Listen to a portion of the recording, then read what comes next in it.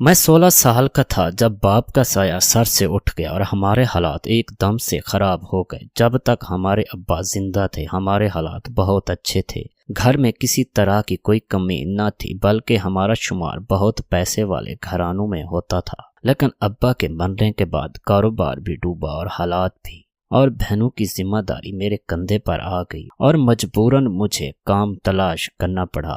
لیکن ایک 16 سالہ لڑکے کو نوکری کہاں ملتی ہے جس کے پاس کوئی ڈگری نہیں تھی؟ میں بہت زیادہ پریشان تھا۔ گھر کے حالات دن بدن خراب ہوتے جا رہے تھے۔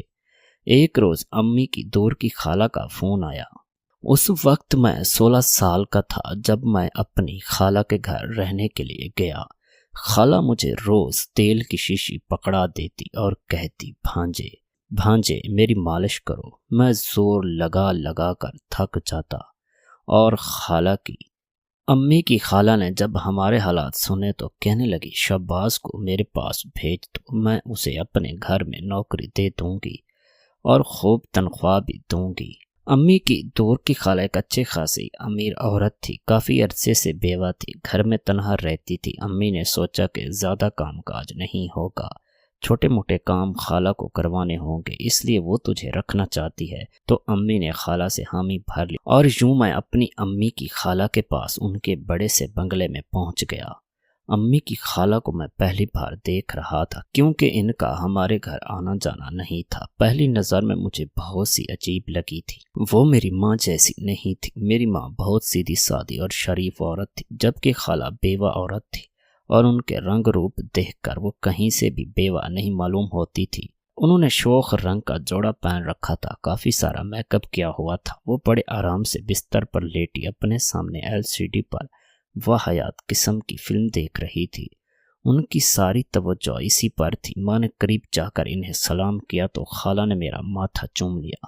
کہنے لگی، شہباز تو بہت جوان ہو گیا ہے، کیا خوب لمبا چوڑا قد نکالا ہے۔ چل اچھا ہوا تو یہاں میرے پاس آ گیا، تیری ماں تو تیری جوانی کو ضائع ہی کرتی۔ چل یہاں میرے سامنے بیٹھ جا۔ خالہ نے اپنے پیروں کی طرف اشارہ کیا اور کہنے لگی، میرے پاؤں دبا دو۔ یہ سن کر میں ایک دم شرمندہ ہو گیا۔ ایک غیر عورت کے پیروں میں بیٹھنا اور پھر اس کے پاؤں دبانا میرے لیے بڑی شرم کی بات تھی۔ میں تو یہ سوچ کر آیا تھا کہ وہ گھر کے کام کاج کروائیں گی، لیکن انہوں نے مجھے اپنے پیروں میں بٹھا دیا تھا اور اپنے پاؤں میری گود میں رکھ رہی تھی۔ نہ چاہتے ہوئے بھی میں دھیرے دھیرے ان کے پاؤں دبانے لگا تھا، کیونکہ امی نے کہہ کر بھیجا تھا کہ خالہ کو خوش رکھو گے تو وہ تمہیں اچھی تنخواہ دے گی اور ہمارے حالات ٹھیک ہو جائیں گے۔ امی نے سختی سے تاکید کی تھی یہ نوکری نہ چھوڑنا، اس لیے میں خالہ کے ہر حکم کا پابند تھا۔ لیکن مجھے کیا معلوم تھا کہ خالہ نے مجھے یہاں کس مقصد کے لیے بلایا ہے۔ کافی دیر تک میں خالہ کے پاؤں دباتا رہا، پھر خالہ نے مجھے تیل لانے کو کہا۔ سامنے ہی شیشے کی ٹیبل پر بوتل رکھی تھی، میں وہ اٹھا کر خالہ کے پاس آیا تو وہ الٹا لیٹ گئی اور کہنے لگی، چل میری کمر کی مالش کر، میری کمر پر بڑا درد ہے۔ یہ سن کر تو میں شرم سے لال پڑ گیا۔ میرا مالش کرنا انتہائی شرم کی بات تھی، لیکن خالہ میرا چہرہ دیکھے بغیر خود کو اندھا کر لیا تھا اور پھر مجھے مجبوراً خالہ کی کمر پر تیل کی مالش کرنا پڑتی تھی۔ مجھے یہاں 1 گھنٹہ گزرا تھا اور اس سے 1 گھنٹے میں میرے صبر کی انتہا ہونے لگی تھی۔ یہ کیسا کام تھا جن کے لیے خالہ نے مجھے یہاں بلایا تھا؟ یہ کام تو کسی عورت سے بھی کروا سکتی تھی۔ مجھے اماں کی خالہ کوئی بہت ہی بے شرم اور بے حیا عورت معلوم ہوتی تھی اور یہاں مزید گزارا میرے لیے ممکن نہیں تھا۔ میں نے سوچا تھا کہ میں واپس لوٹ جاؤں گا اور اماں کو صاف صاف کہہ دوں گا کہ میں ایسی عورت کے پاس کام نہیں کر سکتا۔ لیکن جب کافی دیر مالش کرنے کے بعد میں فارغ ہوا تو خالہ نے تکیے کے نیچے سے ہزار کے 2 نوٹ نکال کر میرے ہاتھ پر رکھ دیا اور کہنے لگی، شاباش تیرے ہاتھ میں بڑا جادو ہے، میری کمر کا درد ختم ہو گیا ہے۔ 2000 روپے پکڑ کر میں حیران رہ گیا تھا۔ صرف پاؤں اور کمر دبانے کے مجھے اتنے پیسے مل گئے تھے جتنے پیسے سارا دن مزدوری کر کے بھی میں نہیں کما سکتا تھا۔ اس لیے میں نے فی الوقت یہ کام چھوڑنے کا ارادہ ملتوی کر دیا تھا، کیونکہ اس وقت پیسہ میری اولین ضرورت تھی۔ پیسے دیکھ کر خالہ کہنے لگی، اب تم اپنے کمرے میں جا کر آرام کر لو۔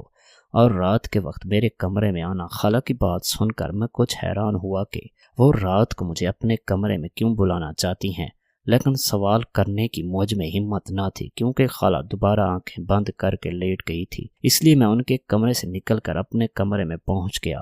مجھے دن رات یہی ڈر رہتا تھا، واپس اپنے گھر جانے کی اجازت نہیں تھی۔ باقی کا سارا وقت میں بالکل فارغ رہا تھا، کرنے کو کچھ کام نہیں تھا، بلکہ یہاں تو مجھے کھانے پینے کو بھی اچھا مل رہا تھا۔ خالہ نے مجھے خود ہی کہا تھا کہ میں فریج سے نکال کر رات کو دودھ پیا کروں، اسی لیے رات ہوتے ہی میں نے دودھ پیا اور پھر 12 بجے کے قریب خالہ نے مجھے اپنے کمرے میں بلا لیا۔ میں ان کی آواز پر پہنچ گیا۔ خالہ کو دیکھ کر ایک دم ہی میرے قدموں تلے سے زمین سرک گئی تھی اور میں شرم سے نظریں جھکا گیا تھا۔ خالہ نے بڑا عجیب سا لباس پہن رکھا تھا، بستر پر لیٹتے ہوئے کہنے لگی، چل جا کر شوباز تیل کی بوتل اٹھا کر لے آ۔ میں نے تیل کی بوتل اٹھائی اور خالہ کے قدموں پر بیٹھنے لگا تو مسکرائی اور کہنے لگی، پیروں کی مالش نہیں کروانی، میں جان ہی گئی ہوں کہ پیروں کی مالش بہت اچھی کرتا ہے اور کمر کی مالش بھی تو خوب کرتا ہے، اب تو کہیں اور کی مالش کرنی ہے۔ یہ کہہ کر خالہ نے شرارتی نظروں سے مجھے دیکھا تھا اور میں پسینہ پسینہ ہو گیا تھا۔ امی کی خالہ تقریباً 50 سال کی ادھیڑ عمر کی عورت تھی، لیکن اس عمر میں بھی انہوں نے اپنے آپ کو فٹ رکھا ہوا تھا۔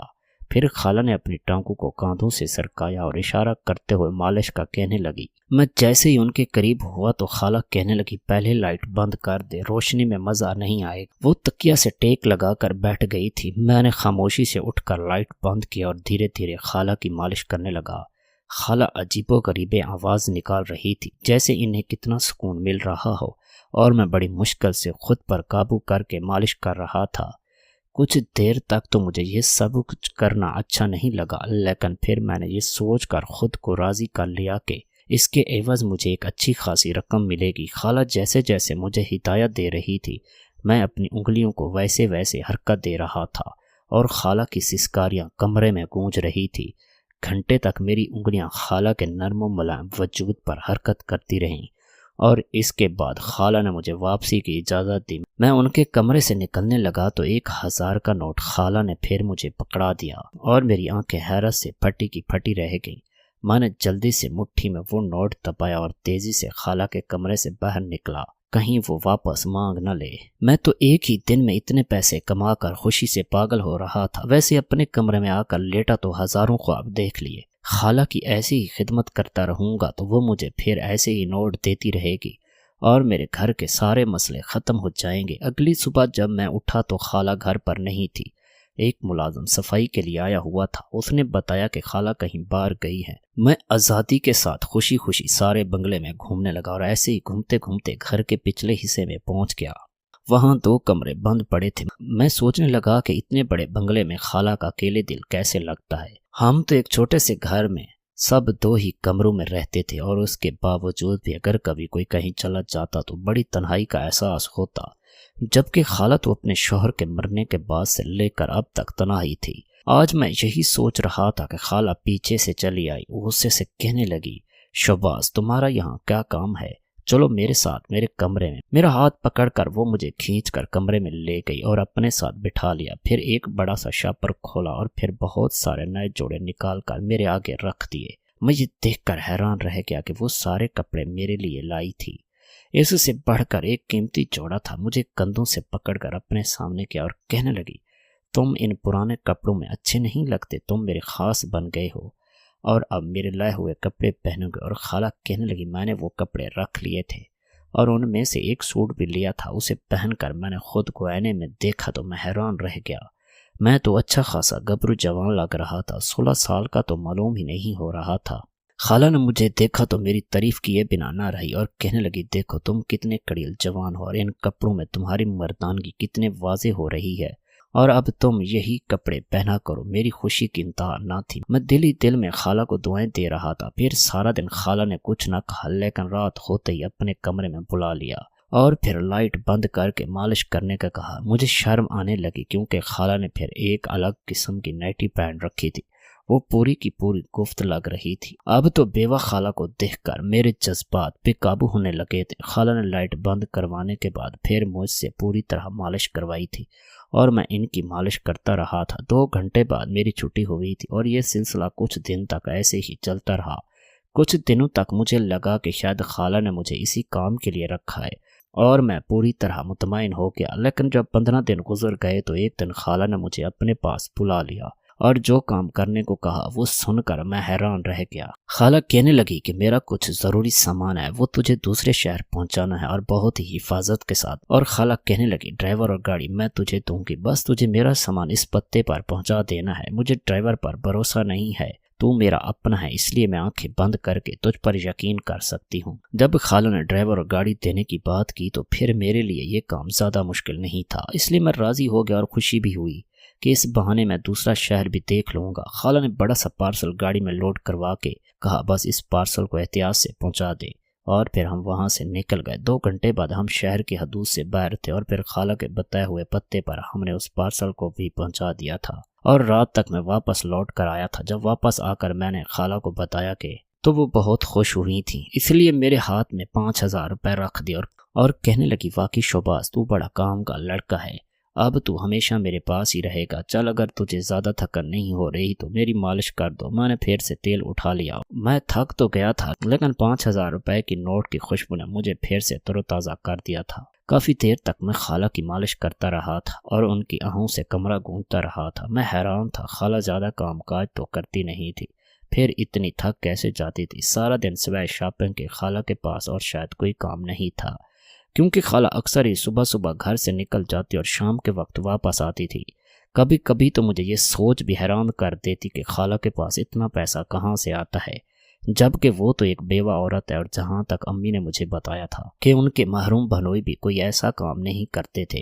امی نے یہی بات بتائی تھی کہ بہنوئی کے مرنے کے بعد ہی خالہ کے حالات بدلے ہیں، لیکن کیسے اس کے بارے میں کسی کو کچھ معلوم نہیں ہے۔ میں تو مالش کر کے فارغ ہوا تو خالہ کہنے لگی کل پھر ایک پارسل پہنچانا ہے، اسی طرح اگر تو کام کرتا رہے گا تو دیکھنا کتنے پیسے کمائے گا۔ ایک اور پارسل کا سن کر میں بڑا خوش ہو گیا اور مجھے امید ہو گئی کہ خالہ پھر مجھے 5000 روپے دے گی، لیکن اگلا پارسل پہنچانے کے خالہ نے مجھے 7000 روپے دیے تھے، جبکہ شہر سے بھی باہر نہیں جانا تھا بلکہ شہر کے اندر ہی سامان پہنچانا تھا۔ وہ ایک بڑا سا بنگلہ تھا جہاں خالہ کے کہنے پر میں نے وہ پارسل اتارا تھا کہ اتنا بھاری پارسل تھا کہ اٹھایا نہیں جا رہا تھا، نہ جانے خالہ نے اس میں کیا بھیجا تھا۔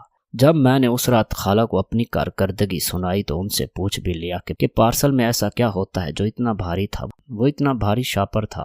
خالہ مسکرا کر کہنے لگی کچھ قیمتی سامان ہوتا ہے جو میں لوگوں کے کہنے پر انہیں پہنچا دیتی ہوں۔ تیرے خالو کے جانے کے بعد گھر گرہستی چلانے کے لیے مجھے کچھ نہ کچھ کام تو کرنا ہی تھا۔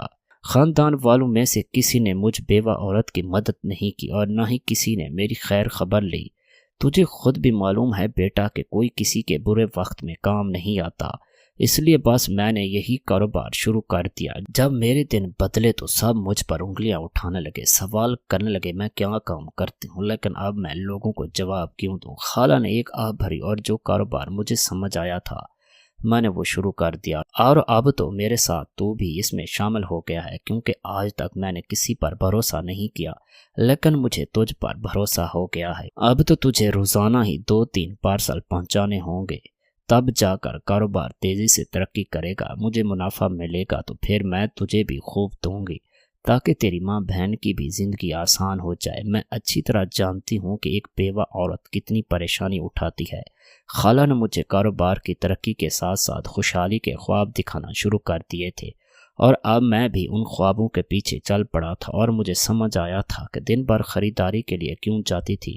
یقیناً وہ اپنے کاروبار کا سامان لیتی تھی اور پھر پیک کروا کر مجھ سے بھجوایا کرتی تھی۔ میرا کام تو صرف ڈیلیوری کا تھا، ڈرائیور اور گاڑی بھی خالہ کی دی ہوئی تھی۔ میں خوشی خوشی یہ کام کرنے لگا، کسی پارسل کے بدلے 5000 تو کسی کے بدلے 4000، بس ایسے ہی مجھے پیسے مل جاتے اور میں خوشی خوشی اپنی ماں کو ہفتے میں ایک بار جا کر وہ پیسے دے آتا تھا۔ امی مجھے اتنا پیسہ کماتا دیکھ کر حیران ہوتی، بار بار پوچھتی تھی کہ خالہ کے گھر کیا کام کرتا ہے۔ میں نے انہیں بھی یہی بتایا تھا کہ میں خالہ کے کاروبار میں شریک ہو گیا ہوں۔ امی کو بھی تسلی ہو گئی تھی۔ امی نے بھی بڑی بہن کی شادی کے لیے پیسے جوڑنا شروع کر دیے تھے اور گھر کے حالات بھی کافی بدل گئے تھے، اور پھر اسی طرح زندگی کی گاڑی چل پڑی تھی۔ میں دن میں 3 پارسل پہنچانے کا کام بھی کرتا تھا، لیکن ایک دن ایک عجیب بات ہوئی۔ گاڑی میں پیچھے پارسل رکھا تو اچانک پارسل میں حرکت شروع ہو گئی۔ میں گھبرا گیا کیونکہ مجھے معلوم نہیں تھا کہ اس میں کیا سامان موجود ہے۔ میں نے پریشانی سے ڈرائیور کی طرف دیکھا تو وہ بھی لا علم تھا، اور پھر پارسل کا ڈبہ تیزی سے ہلنے لگا۔ مجھے ڈر ہوا کہ خالہ کا بھیجا ہوا سامان حرکت کیوں کر رہا ہے۔ یا کہیں خراب تو نہیں ہو گیا؟ میں نے ڈرائیور کو ایک طرف گاڑی لگانے کا کہا اور پھر خالہ کی ہدایت کے خلاف جاتے ہوئے پارسل کو کھول دیا۔ جیسے ہی میں نے پارسل کھولا تو میرے ہوش ہی اڑ گئے۔ اندر ایک جوان 17 سال کی لڑکی بندھی ہوئی تھی اور اسی کے ہلنے جلنے سے پارسل ہل رہا تھا۔ اس کے منہ پر ٹیپ لگا کر ہاتھ پاؤں بندھے ہوئے تھے۔ میں نے جیسے ہی اس کے منہ سے ٹیپ نکالی تو وہ چیخنے لگی اور بچاؤ بچاؤ کی آوازیں دینے لگی۔ وہ تو خدا کا شکر تھا کہ دور دور تک کوئی نہیں تھا۔ میں نے اسی لڑکی کو کہا کہ خاموش ہو جاؤ، میں تمہاری مدد کروں گا، لیکن اپنی آواز بند کر لو۔ میں ڈرائیور کی طرف دیکھا تو وہ بھی گھبرایا ہوا تھا۔ میں نے اس سے کہا کہ گاڑی کسی سنسان جگہ پر لے چلو۔ میں نے اس لڑکی کے ہاتھ پاؤں کھول کر اسے گاڑی میں ہی بیٹھنے کا کہا تھا اور اس نے مجھ پر بھروسہ کر لیا تھا۔ پھر ہم ایک سنسان جگہ پر لے گئے تھے اور جب میں نے اس سے بات شروع کی تو میرے ہوش ہی اڑ گئے تھے اور مجھے اندازہ ہی نہیں تھا کہ میری خالہ مجھے گناہ کے کس جنگل میں دھکیل چکی ہے۔ اس نے مجھے کس مقصد کے لیے استعمال کیا تھا؟ میں تو پیسوں کی چمک اور خوشبو میں اس قدر گم ہو گیا تھا کہ میں نے کبھی یہ جاننا بھی نہیں چاہا تھا کہ پارسل کے اندر کیا سامان ہوتا ہے اور کس بات کے خالہ مجھے اتنے پیسے دے رہی ہے۔ اس لڑکی نے مجھے بتایا کہ ایک لڑکے نے اسے محبت کے جال میں پھنسایا تھا اور پھر ملاقات کے نام پر بھلا کر اسے بے ہوش کر دیا تھا، اور پھر جب اسے ہوش آیا تو وہ ایک بنگلے میں موجود تھی۔ وہاں اس جیسی اور بھی لڑکیاں موجود تھیں۔ ان کے سامنے ادھیڑ عمر عورت کھڑی تھی اور اسی عورت نے اس لڑکی کو بتایا تھا کہ وہ اس کا سودا کر چکی ہے۔ اسی عورت کا بھیجا ہوا تھا۔ اسی لڑکے نے تمام لڑکیوں کو محبت کے جال میں پھنسا کر بنگلے تک پہنچایا تھا اور باری باری وہ ان سب کا سودا کر رہی تھی، اور پھر زبردستی اس عورت نے بے ہوشی کا انجیکشن لگا دیا۔ وہ لڑکی روتے ہوئے بتا رہی تھی اس نے محبت میں دھوکہ کھایا اور اسی محبت میں اس کا سودا بھی ہو گیا۔ حقیقت جان کر میرے بھی رونگٹے کھڑے ہو گئے تھے اور میں نے اس لڑکی کی مدد کی حامی بھر لی تھی۔ وہ بالکل میری بڑی بہن جیسی تھی۔ میں نے وہ پارسل دوبارہ سے بند کر دیا اور اس لڑکی کو آزاد کر کے اسے خود اس کے گھر پہنچایا تھا اور اس پارسل کو خالہ کے دیے ہوئے پتے پر پہنچا دیا تھا۔ اور پھر جب میں واپس بنگلے پر پہنچا میں نے جھوٹ موٹ کا کہا میں نے پارسل پہنچا دیا۔ خالہ مجھ سے بہت خوش ہوئی، لیکن تھوڑی دیر کے بعد خالہ کے پاس ایک فون آیا اور غصے سے ان کا چہرہ سرخ ہو گیا۔ خالہ کو پتہ چل گیا تھا کہ پارسل خالی پہنچا ہے اور اندر لڑکی نہیں ہے۔ خالہ نے مجھے بازو سے پکڑا اور کہنے لگی، شہباز سب سچ بتاؤ، تو نے کیا کیا ہے؟ پارسل کے سامان کہاں گیا؟ میں نے خالہ سے کہا کہ میں نے تو ہمیشہ کی طرح ان کا حکم مانا ہے، مجھے کیا پتا سامان کہاں گیا ہے۔ خالہ کہنے لگی، میں نے خود اپنے سامنے پارسل پیک کروایا تھا، پھر اس میں سے سامان کیسے غائب ہو گیا؟ ایک کلائنٹ نے پورے 2 لاکھ روپے ادا کیے تھے، اسے سامان نہیں ملا، وہ مجھے دھمکیاں دے رہا ہے۔ میں نے خالہ سے کہا کہ مجھے تو پتہ ہی نہیں ہے کہ آپ کیا سامان میں بھیجتی ہیں یا پارسل کے اندر کیا ہوتا ہے، جیسے آپ نے پیک کروا دیا تھا ویسے ہی میں نے پہنچا دیا تھا۔ خالہ نے غصے سے میری شکل دیکھی اور کہنے لگی، زیادہ معصوم نہ بن، میں جانتی ہوں کہ تمہارے علاوہ کسی اور نے اس پارسل کو کھولا بھی نہیں ہوگا، کیونکہ تم نے ہی وہ پارسل پہنچایا ہے۔ تم ہی مجھے جواب دو کہ وہ لڑکی کہاں ہے۔ خالہ کی بات پر میں دل ہی دل میں مسکرایا اور میں جان بوجھ کر خالہ سے پوچھا کہ کس لڑکی کی بات کر رہے ہو؟ آپ تو سامان پہنچاتی ہیں، پھر لڑکی کہاں سے آ گئی؟ کیا پارسل میں کوئی لڑکی تھی؟ خالہ سمجھ گئی کہ میں ان کے ساتھ گیم کھیل رہا ہوں۔ کہنے لگی، زیادہ ہوشیار نہ بنو، میں پولیس میں تمہاری کمپلین کر دوں گی، تم پر جو چوری کا الزام ڈالوں گی۔ تم نے میرے گھر سے سامان چرایا ہے۔ خالہ کی بات پر میں مسکرایا اور کہنے لگا، ٹھیک ہے کہ اب پولیس کو بھی لے لیں اور جو چاہے ثابت کر دیں، لیکن یاد رکھیے گا وہ لڑکی جب آپ کے خلاف گواہی دے گی تو آپ کہیں کی بھی نہیں رہیں گی۔ میری بات سن کر خالہ کے ہوش اڑ گئے۔ وہ سمجھ رہی تھی کہ میں ان کی دھمکیوں سے ڈر جاؤں گا، لیکن میں ہمیشہ ہی بہت بے خوف تھا۔ اور پھر ڈرائیور نے بھی میرے ساتھ دینے کا وعدہ کیا تھا۔ وہ نیک انسان تھا جو انجانے میں میری طرح اس گناہ میں ملوث ہو گیا تھا۔ جب خالہ نے میرے تیور دیکھے تو محبت سے کہنے لگی، میں تمہاری مدد کی تھی، تم تو میرے ہی دشمن بن گئے ہو۔ ہم دونوں مل کر کام کریں گے تو خوب پیسہ کمائیں گے۔ زیادہ کچھ نہیں کرنا، ایک بندہ لڑکیوں کو ایک جگہ پہنچا دیتا ہے، وہاں سے انہیں پارسل میں پیک کر کے ڈالنا ہوتا ہے۔ بے ہوشی کی دوا کا اثر 12 گھنٹے تک رہتا ہے اور لڑکی کو گاہک تک پہنچنے تک اسے ہوش نہیں آتا، اس لیے کوئی خطرے کی بات نہیں ہے۔ نہ جانے کیسے اس لڑکی کو ہوش آ گیا تھا، مجھے سچائی کا علم ہو گیا تھا۔ میں نے خالہ کو صاف کہا کہ میں یتیم ضرور ہوں، میری ماں بیوہ ہے اور بے سہارا ضرور ہے، لیکن ہم گناہ کا پیسہ نہیں کما سکتے، یہ حرام کی کمائی ہے۔ کاش مجھے پہلے پتا ہوتا کہ آپ نے مجھے کون سے پیسے دیے ہیں تو میں کبھی آپ سے پیسے نہ لیتا۔ میں نے خالہ سے کہا، اپنا یہ گندا کاروبار بند کرو ورنہ میں پولیس کو اطلاع کر دوں گا۔ تو میری بات سن کر خالہ نے میرے سر پر کوئی زوردار چیز ماری اور میں بے ہوش ہو گیا۔ جب مجھے ہوش آیا تو مجھے پتہ چلا کہ خالہ مجھے قید کر چکی ہے۔ میں وہیں پیچھے خالی کمروں میں کسی کمرے میں قید تھا۔ چیختا چلاتا رہا، خالہ نے مجھے نہ کھولا اور ایسے ہی 2 دن گزر گئے۔ بھوک پیاس میں بالکل نڈھال تھا۔ پھر خالہ میرے پاس آئی، کہنے لگی اگر آزادی چاہتے ہو تو میرے ساتھ مل جاؤ، ہم دونوں مل کر کاروبار کرتے ہیں۔ باہر نکلنے کے لیے مجھے کچھ تو کرنا تھا، اس لیے میں نے خالہ سے فی الوقت ہاتھ ملایا اور پھر پارسل پہنچانے کے بہانے میں نے اگلی لڑکی کو پولیس اسٹیشن پہنچا دیا۔ اس نے خالہ کے خلاف گواہی دی اور خالہ گرفتار ہو گئی۔ بے شک برے کام کا برا نتیجہ ہوتا ہے۔ میں نے امی کو جب یہ سب بتایا کہ خالہ ایسا کاروبار کرتی ہیں تو امی بھی حیران ہوئی اور امی نے کہا بیٹا تم نے میرے دودھ کی لاج رکھی ہے اور اس کی حرام کی کمائی میں اپنا حصہ نہیں ڈالا۔ بے شک میری یہ تربیت کا نتیجہ ہے۔ ہمیشہ اپنی اولاد کی اچھی تربیت کریں، ان کو اچھے برے کی تمیز سکھائیں۔ برے کام کا ہمیشہ برا ہی نتیجہ ہوتا ہے۔ دنیا ایک کھیتی ہے، اس میں جو بوگے وہ کاٹو گے۔ حرام کی کمائی میں نہ سکون ہے نہ سکھ۔ حلال کا ایک نوالا بھی کھا لو گے تو اللہ کا شکر ادا کرنا چاہیے اور اس سے اللہ بھی راضی ہوتا ہے۔ رزق کا تو وعدہ اللہ نے کیا ہے، تو انسان کیوں گندے دھندوں میں پڑھ کر اپنی کمائی کو حرام کرتا ہے؟ اللہ تعالی ہمیں حلال رزق عطا کرے اور ہمیں راہ راست پر چلنے کی توفیق عطا کرے، آمین۔ محترم ناظرین اور سامعین، اس طرح کی مزید ویڈیوز دیکھنے کے لیے ہمارے اس یوٹیوب چینل کو سبسکرائب کیجیے گا، ویڈیو کو بھی لائک کیجیے گا اور بیل آئیکن پر ضرور کلک کیجیے گا تاکہ نیو اپلوڈ ہونے والی ویڈیو کا نوٹیفیکیشن آپ کو ٹائم پر مل سکے۔ شکریہ۔